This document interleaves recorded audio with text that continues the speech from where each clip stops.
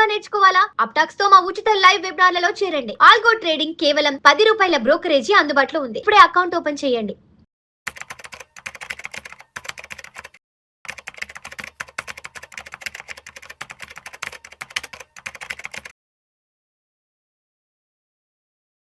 Suman TV ప్రేక్షకులకు స్వాగతం. నేను doctor Anil Kumar Bacchu, certified financial ప్లానర్ని, లీడింగ్ లైఫ్ ఇన్సూరెన్స్ అడ్వైజర్ని. ఇవాళ ఒక important area of life insurance పాలసీలో తీసుకున్నప్పుడు ఏంటంటే surrender value, paid up value and loans అనేది చాలామందికి డౌట్స్ ఉంటాయి, క్వశ్చన్స్ ఉంటాయి. వాటిని ఎలా చేయొచ్చు, ఎలా కవర్ చేయొచ్చు, ఏంటి డౌట్స్ని క్లియర్ చేయడానికి ఈ వీడియోలో వాడదాం అనుకుంటున్నాను. ఏది బెటరు, కొన్నిసార్లు ఏది తీసుకుంటే మంచిదనే డిసిషన్ కూడా వస్తుంది. ఆ డిసిషన్ కూడా ఒక మ్యాట్రిక్స్ ఒకటి ఇస్తాను. దేర్ బై ఏంటంటే మీరు ఎవరిని అడగాల్సిన అవసరం లేకుండా సొంతంగా quite a few things decisions మీరే తీసుకోవచ్చు ఒక పాలసీ, మీ ఎగ్జిస్టింగ్ పాలసీ గురించి. సో ఇక్కడ 3 ways అనమాట. మనకి లైఫ్ ఇన్సూరెన్స్ పాలసీ నుంచి ఎగ్జిట్ అవ్వడానికి 3 రకాలు ఉన్నాయి. ఈ 3 మార్గాలు ఇవి. ఏది మెచ్యూరిటీ కాకుండా 3 మార్గాలు. ఒకటి ఫుల్ సరెండర్ చేయడము, పాజ్ పేడప్ ఆప్షను, థర్డ్ వచ్చేసి పాలసీ మీద లోన్ తీసుకోవడం. 3 కూడా మధ్య మార్గాలు.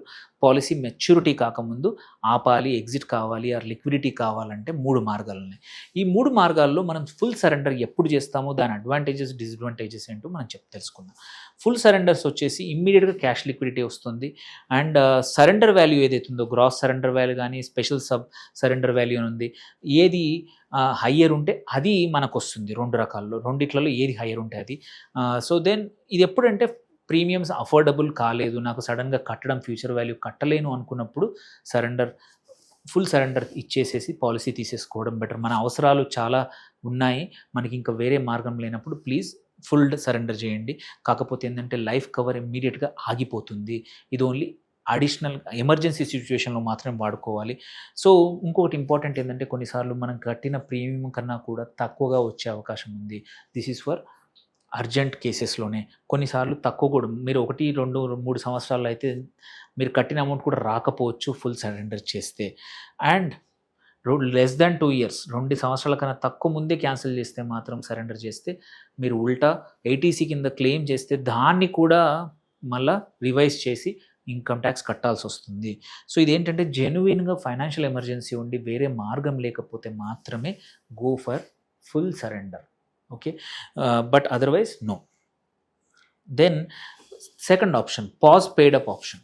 సో ఇక్కడ ఏంటంటే పాలసీ కంటిన్యూ అవుతూ ఉంటుంది, లైఫ్ కవర్ ఈజ్ మెయింటైన్డ్, కాకపోతే reduce sum assure. Let's say మనం 10 సంవత్సరాలు కడితే 1 crore ఇద్దాం అనుకున్నాము, 5 years తర్వాత ఆపితే 50% ఆఫ్ టైం కట్టాం కాబట్టి 50% ఆఫ్ 1 crore 50 lakhs కవరే ఉంటుంది. That is the example. So ఇక్కడ ఫ్యూచర్ ప్రీమియమ్స్ పే చేయాల్సిన అవసరం లేదు, zero outflow. And bonus accumulation కూడా పేడప్ పాలసీస్ మీద అక్యుములేట్ అవుతూ ఉంటాయి. ఇదేంటంటే రెడ్యూస్డ్ బెనిఫిట్ ఉంటుంది. ఇది కూడా మనం ఫ్యూచర్ ప్రీమియమ్స్ కట్టకపోతే మాత్రమే పేడప్ చేయాలి. అండ్ మెచ్యూరిటీ బెనిఫిట్ అనేది ప్రపోర్షనల్గా వస్తుంది. మనం 10 ఏళ్ళు గడితే లెట్స్ ఏ మెచ్యూరిటీ 2 crores అన్నారు, 5 ఏళ్ళు గడితే 1 crore అవుతుంది మెచ్యూరిటీ బెనిఫిట్. సో ఇక్కడ మనం మళ్ళీ చేసి కవర్ అనేది పెంచడానికి లేదు.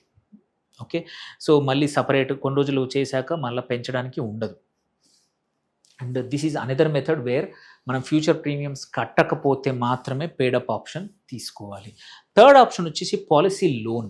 సో ఇక్కడ ఏంటంటే మోస్ట్ ఆఫ్ ద పాలసీస్లో 3rd year తర్వాత 80-90% depends on the policy, ULIP మీద రాకపోవచ్చు, బట్ ట్రెడిషనల్ పాలసీల్లో 80-90% సరెండర్ వాల్యూ కూడా ఆప్షన్ మనకి లోన్ ఆప్షన్ వస్తుంది. సో పాలసీ అనేది ఫుల్లీ ఇంటాక్ట్గా ఉంటుంది, దాని బెనిఫిట్స్ అన్ని కంటిన్యూ అవుతాయి, ఆ ఇన్వెస్ట్మెంట్స్ గ్రో అవుతూ ఉంటాయి, బోనస్లు వస్తూ ఉంటాయి. అండ్ ఇక్కడ మేజర్ అడ్వాంటేజ్ ఏంటంటే వేరే లోన్స్ ఏం తీసుకోవాలన్నా సిబిల్ చెక్ అవసరము, అండ్ మన సిబిల్ హిట్ అవుతుంటుంది, ఇన్కమ్ ప్రూఫ్స్ అవసరం ఉంటాయి. ఇక్కడ అవన్నీ అవసరం లేదు. మీ డబ్బులు మీరు 80-90% ట్రెడిషనల్ పాలసీల్లో లోన్ తీసుకోవచ్చు. ఎటువంటి సివిల్ ఇష్యూ ఉన్నా కానీ అట్లాంటి వాళ్ళ పాలసీ మీద డబ్బులు కావాలంటే ఎమర్జెన్సీగా తీసుకోవడానికి అవకాశం ఉంటుంది త్రూ పాలసీ లోన్. సో ఇక్కడ ఏంటంటే ఇంట్రెస్ట్ రేట్స్ 9-12% ఉంటాయి. అంటే మామూలు హోమ్ లోన్ కన్నా ఒక 1-2% ఎక్కువగా ఉంటాయి.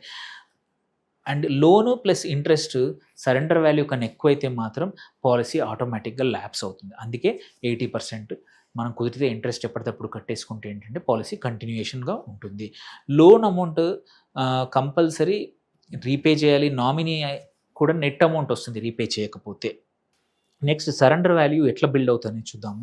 మనం చూసుకుంటే ఎగ్జాంపుల్ గ్యారంటీడ్ సరెండర్ వాల్యూ ఇది అనేది పర్సంటేజ్ వైజ్ ఉంటుంది అగైనెస్ట్ టోటల్ సమ్ పెయిడ్. అట్లాగే ఇది గ్యారంటీడ్ సరెండర్డ్ వాల్యూ అవుతుందో 30% థర్డ్ ఇయర్ నుంచి 90% 25 ఇయర్స్కి అవుతుంది హెచ్డిఎఫ్సి లైఫ్లో. అండ్ స్పెషల్ సరెండర్ వాల్యూ కూడా ఉంటుంది. సో ఎగ్జాంపుల్ ఇయర్ 1లో మనము 50,000 కట్టాము, అప్పుడు ఫస్ట్ ఇయర్లో ఆబ్వియస్లీ 0 ఉంటుంది, ఎటువంటి వాల్యూ ఉండదు. వెరాజ్ ఇయర్ 2కి కూడా సేమ్. ఇయర్ 3 నుంచి గ్యారంటీడ్ సరెండర్ వాల్యూ హిట్ అవుతుంది. మనం 1,50,000 కట్టాము, మనకు ఎమర్జెన్సీ అడిగితే మాత్రం ఓన్లీ 4,50,000 45,000 వస్తాయి. అదే స్పెషల్ సరెండర్ వాల్యూ ప్రకారం 65,000 కాబట్టి రెండిట్లలో హైయెస్ట్ కాబట్టి 65,000 వస్తాయి అన్నమాట. సో పేడప్ అప్పుడు సపోజ్ పేడప్ ఎలిజిబిలిటీ ఉంది కాబట్టి చేసుకుంటే మొదలు నీకు వచ్చే ఎలిజిబిలిటీలో 3 టైమ్సే కట్టారు కాబట్టి 3 lakhs వస్తుంది కవర్. సో ఆ తర్వాత ఇయర్ 5లో కూడా ఇలాగే పెరుగుతూ ఉంటాయి. సో ఇయర్ 20కి మనం ఎప్పుడైనా చేసినా కానీ ఉంటుంది, ప్లస్ పేడప్ సమ్ అష్యూర్డ్ కూడా కంటిన్యూ అవుతుంది. సో ఇది పక్కా ఈ టేబుల్ ప్రతి పాలసీకి అడిగి తీసుకోవడం చాలా ఇంపార్టెంట్. ఎమర్జెన్సీ కేసులో నాకు ఎంత వస్తుందని తెలుసుకోవడం ప్రతి ఒక్క పాలసీ హోల్డర్ తెలుసుకోవాల్సిందే. So decision important. ఇప్పుడు ఇందులో ఏది బెటర్, నాకు ఏ మెథడ్ ఫాలో కావాలి ఎగ్జిట్ కావడానికంటే మాత్రం ఈ టేబుల్ చాలా యూజ్ అవుతుంది. ఒకటి, నేను ఫ్యూచర్ ప్రీమియమ్స్ కడతానా లేదా, కట్టగలుగుతానా లేదా, కట్టగలగకపోతే ఐదర్ పేడప్ కానీ పేడప్ చేసేసి పాలసీ అట్లాగే కంటిన్యూ చేయండి. లేదు నా వల్ల అంటే చేస్తాను అనుకుంటే పాలసీ లోన్ కూడా తీసుకోవచ్చు, 80 to 90% సరెండర్ వాల్యూ. సో అలా చేసేసుకొని కంటిన్యూ చేయొచ్చు. లేదు నాకు అఫోర్డ్ చేయలేను, అలాంటప్పుడు ఏంటంటే షార్ట్ టర్మ్ క్యాష్ అవసరం ఉంది అంటే మాత్రం సరెండర్ బదులు డైరెక్ట్లీ లోన్ తీసుకొని బయటికి పడవచ్చు. సో ఇన్ ద ఎండ్ ఏంటంటే లైఫ్ ఇన్సూరెన్స్ అంటే ఒకసారి కట్టేస్తే మళ్ళీ తిరిగి రావు అనే అజంప్షన్ ఏదైతుందో లేదు. మనకు మల్టిపుల్ మెథడ్స్, 3 రకాల ఎగ్జిట్ ఆప్షన్స్ అవైలబుల్ ఉన్నాయి టెంపరీ లిక్విడిటీ కోసం. అది వాడుకొని అవసరం ఉంటే మళ్ళీ కట్టేసేసి బయటపడవచ్చు. సో లైఫ్ ఇన్సూరెన్స్ అంటే ఫర్ ఎవర్ లిక్విడిటీ డ్రైన్ కాదు, లిక్విడిటీ ఉన్న ఇన్స్ట్రుమెంట్. సో మీరేంటంటే ఇంపార్టెంట్ చూసుకోవాల్సింది వితిన్ 5 years ల్యాబ్స్ అయినా కానీ ట్రెడిషనల్ ప్లాన్స్కి రివైవల్ ఉంది, అదొకటి తెలుసుకోవడం. అట్లాగే రివైవల్ అమౌంట్ ఏందో తెలుసుకోవడం, ఎందుకంటే రివైవల్ ప్రీమియంతో పాటు పీనల్ ఇంట్రెస్ట్ కూడా పడుతుంది, అది కూడా కట్టాలి.